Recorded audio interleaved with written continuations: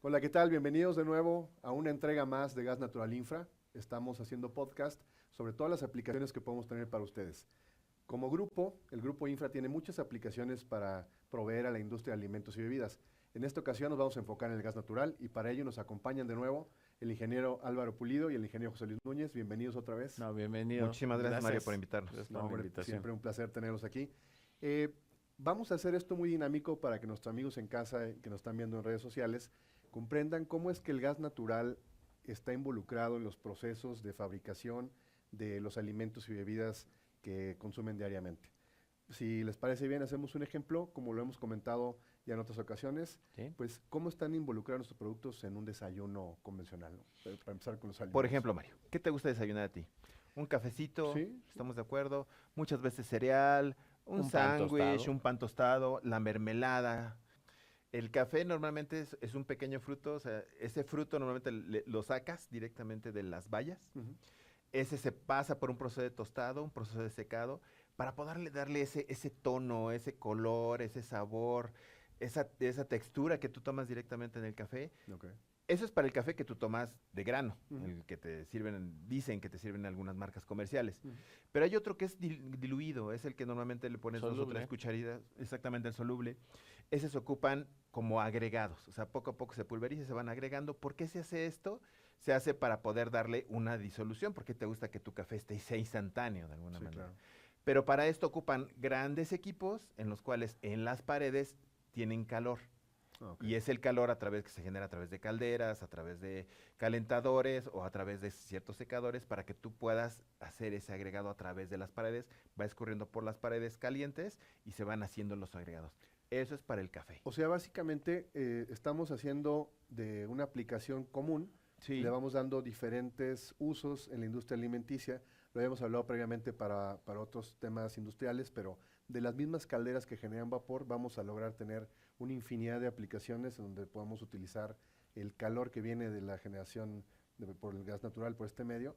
Y hablábamos que es mucho más óptimo el usar en podcast anteriores, para los que no lo vieron en casa, el gas natural que tiene una mejor eficiencia, ya que no tiene humedad y no tiene contaminantes, entrega mejor poder calorífico o una eficiencia mayor y menores emisiones, ¿no? Claro, Ok. claro. Y así como eso podemos tomar del desayuno muchísimas cosas. Por ejemplo, la leche. Ujú. La leche se tiene que pasteurizar. ¿Tú te acuerdas cuando eras joven? Seguramente tu abuelita ponía a calentar directamente sí. en la Leche olla. blanca. Y normalmente esa leche, no sé si recuerdas, pero sabía un poco azufrada. Ujú. ¿Por qué sabía azufre? Porque cuando tú lo dejas mucho tiempo hirviendo, ciertos compuestos de la misma leche Ujú. generan esos compuestos azufrados que saben a huevo. Ujú. Entonces, el compuesto azufrado Sí. sabe mucho a huevo. Pero ahora, con las nuevas tecnologías y gracias a, por ejemplo, el vapor que se genera con el gas natural, tú tienes una serie de placas y puedes pasteurizarlo o hacer el sistema que le llaman UHT. ¿Es un intercambiador de calor? Vamos a decir? Básicamente es un intercambiador Sí. de calor. Son placas, es una placa intermedia. De un lado pasa el vapor, Ajá. del otro lado pasa la leche o cualquier otro alimento. Y a través de ese intercambio de temperaturas, tocarlo. sin tocarlo nunca, Ujú. se genera esa temperatura más tiempo que elimina todos los microorganismos. Ok. A la UHT genera mucha presión, como en la presión de tu olla express, Ujú. más la temperatura, elimina básicamente todos los microorganismos. Por eso te pueden decir que dura 1, 2, 3, 4, 5 meses sin refrigeración. Correcto. Entonces, en los alimentos, básicamente todos los procesos térmicos se ocupan para una de dos. O para hacer una transformación, esto es un cocimiento como lo hacen las abuelitas, Ujú. o sea, poder poner una salsa o hacer algún tipo de galletas o algún tipo de panificación, o la otra es eliminar los microorganismos. Ujú. Pero para los dos se ocupa calor. Y para ese calor ocupan ya sea quemadores, ocupan calderas, o ocupan marmitas, que es básicamente es una olla a la cual se le Una olla genera express calor, grande, ¿no? una express grandota.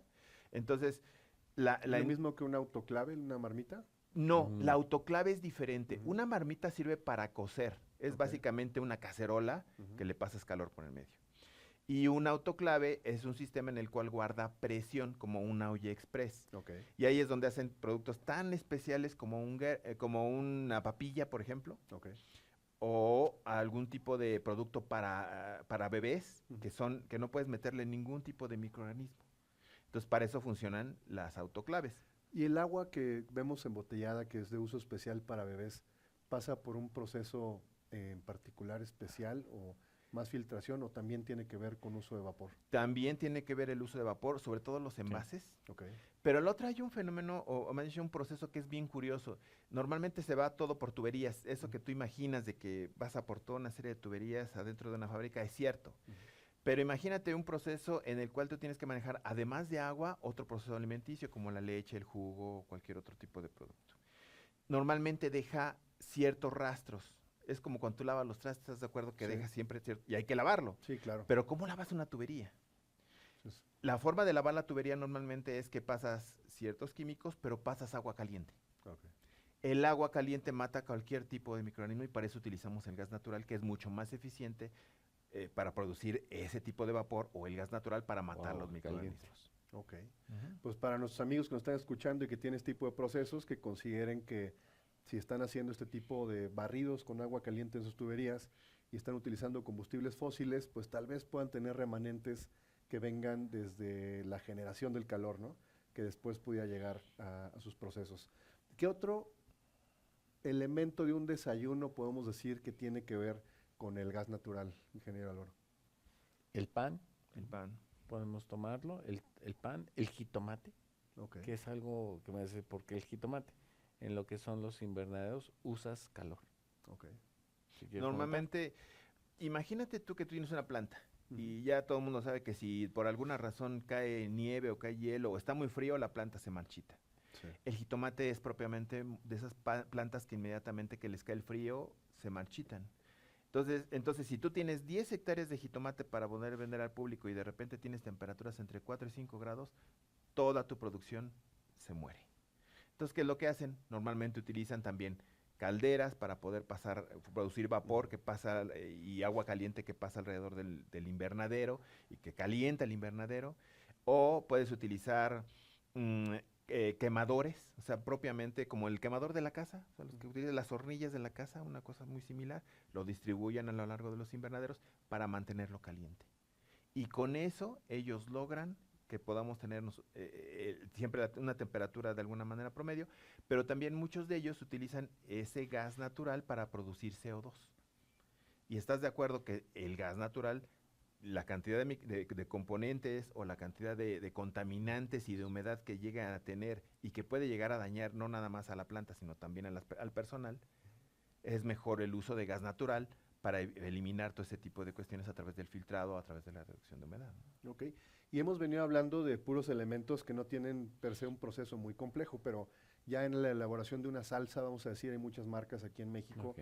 que generan estos productos y luego vienen enlatados. Sí. Todo esto viene de una cocción e inmediatamente después de la cocción se juntan los elementos y se meten ya sea en una marmita o en un autoclave para después ir al envasado. Y en el envasado, al venir el producto caliente, que todo este calor viene de las fuentes que ya comentamos de gas natural en las calderas y otros equipos de generación de calor, al envasarse se genera un vacío en la lata, Sí. ¿no? Y eso lo protege por mucho tiempo. ¿Qué otros elementos se les ocurren que podamos tener de consumo cotidiano en casa que ya vienen preparados, como por ejemplo estos? Una mermelada. Ok. La mermelada básicamente ¿qué es? Es fruta y se inventó la mermelada propiamente en los países nórdicos porque no tienes fruta todo el año. Aquí en México tenemos el beneficio de que siempre tienes mucha fruta, pero en los países nórdicos no. Entonces tienen mermelada como es la fresa, como es el chabacano, frutas que tienen cierta cantidad de un elemento que se le llama pectina, que es algo como una gelatina, básicamente. Ok. Entonces cuando tú le adicionas azúcar y le adicionas un poquito de ácido como un jugo de limón, Ujú. se genera lo que es la mermelada. Pero la mermelada lo que haces es, a través de calor, poco a poco eliminarle la humedad. Ok. Cuando un microorganismo tiene baja humedad, como la es de una mermelada, y alta cantidad de azúcar, no crece. Por eso las mermeladas que tienes en tu casa básicamente no crecen. Igual que una cajeta, es una leche evaporada. Ajá, es una leche quemada que le bajas la humedad, incrementas el azúcar y por eso básicamente la cajeta de tu casa nunca la van a aparecer bichos, ¿no? Muy bien. ¿Alimentos secos también tiene algo que ver el proceso de calor para secar un alimento? Sí, claro. Por ejemplo, imagínate el desayuno de la mañana que estamos hablando de esto. Ujú. Por ejemplo, las hojuelas de maíz. Ok. Trituras el maíz a través de un rodillo y pasan a través de quemadores para eliminarle la cantidad de agua. Entonces, tú tienes un producto que tiene baja cantidad de agua y que es altamente nutritivo. Básicamente lo hidratas tú con la leche. Ujú. Pero para eso necesitas quemadores y necesitas el gas natural para que no, de alguna manera, no lleguen a contaminar el producto con algún tipo de con alguna cuestión como bencenos o alguna cuestión dentro de la combustión que no te beneficie, ¿no? También hemos visto aplicaciones en hornos y freidoras, ¿no? Hablábamos de las empresas que generan las panificadoras o freidoras para una cantidad innumerable de productos en el mercado. Aquí, en un proceso de freidoras, ¿también está involucrado o esto es otro tipo de calentamiento de los aceites? Básicamente son hornillas. Son Es de hornillas. combustión. Haz de cuenta que estás friendo tus papas fritas en tu cocina, pero a nivel industrial. Ok. O sea, es una gran... Una tolva Una muy tolva grande. muy grande donde pasan las papas, se hace el corte de las papas. En algunas cuestiones se reintegran, hay hojuelas que se reintegran y que se moldean, son algunos que vienen envasados de una forma distinta, y esos los metes a freír. Y es ahí donde le meten combinaciones para poder freírlo ahí, y eliminas algo de lo que es la atmósfera del oxígeno, pero lo quitas con vapor producido en calderas que son generados con gas natural. Y en otras entregas hemos hablado de la reducción de costos en mantenimiento en los equipos. En esta industria alimenticia y posteriormente, ahora que hablemos de la de bebidas, ¿también hay una reducción de costos de mantenimiento? Claro que sí. De mantenimiento. Me gustaría también comentar un poquito antes, si tú tienes gas LP u otro tipo de combustible, lo que es el cambio del sistema para pasarlo a gas natural es algo muy rápido Ok. y mucho más eficiente y no es caro. Inclusive los usuarios van a ver lo que es el tiempo de vida de esas hornillas, porque es lo más caro y lo más Ujú. consumible. ¿Sale? Entonces tienes reducciones hasta el 15% del valor de tu equipo y lo que hemos dicho anteriormente, el tiempo de vida del equipo, Se pero extiende, ¿no? tiene un tema más, lo que es el control. No lo Ok. hemos tocado. Lo que es el control del gas natural que tenemos nosotros, como tiene mejor eficiencia, tiene ciertas características, no tienes que estar abriendo y bajando lo que son las válvulas. Ujú. ¿Sale? Entonces no nada más es para el sistema de combustión, sino también todo lo que es el sistema de control de tu proceso, te va a dar mucho más tiempo y te va a dar mejor calidad. Y entonces, para simplificarlo un poquito, tienes la hornilla o el quemador. Ujú. Se cambia porque las características del LP y del gas natural son diferentes. Hay que regular el flujo. Claro. Entonces presión. también te vas al regulador para controlar flujo y presión. Con eso puedes cambiar cualquier sistema Sí. que actualmente Y no es utilice caro, gas ¿eh? LP. Y no es caro. Y en el caso de que sea un combustible líquido, me refiero, no sé, a un combustóleo, diésel, Sí, un para calderas. también se puede hacer el cambio, es mucho muy rápido, no, sí tiene un cierto costo, pero es básicamente por las hornillas y el sistema de control. Un gas no lo puedes controlar igual que un líquido, ¿sale? Ok. Entonces sí necesitas hacer esos cambios, pero el tiempo de vida se paga eso y más. Ahora que ha habido mucho revuelo con las noticias de los cambios en la regulación energética, pues también hay que considerar que se puede tener cogeneración en sitio. Entonces, puede haber una reducción de costos en caso de que se pueda generar en sitio y para esto el elemento más confiable es el gas natural para tener generación o una cogeneración. Entonces, eso considerarlo.